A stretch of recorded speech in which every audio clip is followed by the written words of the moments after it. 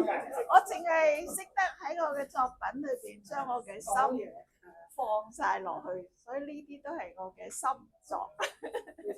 咁嗱，我呢個其實係一個專題系列嚟嘅，全部就係講自在。咁喺呢度咧，大家可以數下有到幾多個自在喺度，基本上有10幾個。咁睇下呢個先啦，嗬。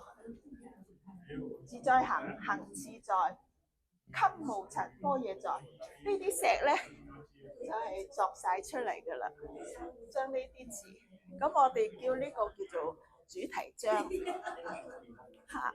咁呢啲章咧，就唔係普通啲篆刻，係作嘅，真係要作佢一個個作出嚟。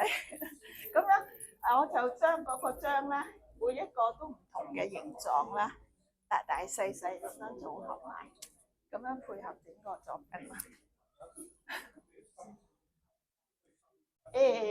跟住我講下呢度先咯。嗱，呢一個咧係我啱啱之前我去新疆旅行嘅時候，咁啊睇到呢個嘅，呢個就係喺巴音布魯克嗰個9曲13彎。基本上佢喺話黃昏嘅時候咧，佢個夕陽咧會出到10個太陽，就喺呢度。啊，當時個景係好抵，一望無際，好舒服。咁我咧就將嗰個情景畫落嚟啦，然後我好自在咁樣，好徒然咁樣去欣賞呢個景。咁我當我自己喺度咁好啦，我畫完呢度咧，既然講自在，講埋呢個啦。呢個係求自在，不自在，知自在，自然在。自在係求不得嘅，點去求咧？求你個心，你個心境喺邊度就係邊度。我近觀啊，我見到呢個荷花好靚喎，話知佢旁邊好多垃圾啦，但係我心喺呢一度，我就欣賞呢個。好啦，近又係咁，遠又係咁，咁呢個係咩意思咧？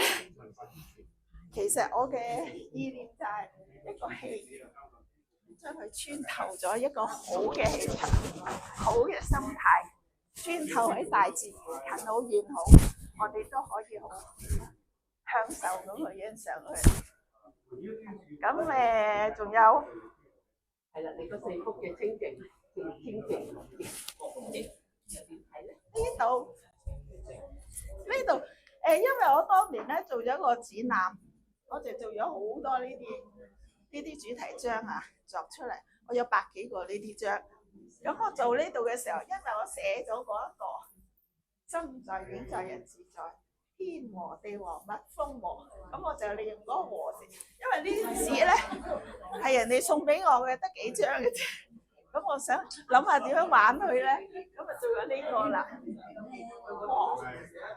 跟住隨緣自在，大家可以睇下呢個印章顯示呢一個情況，大家可以慢慢明白當中嘅味道。係啊，就係咁啦。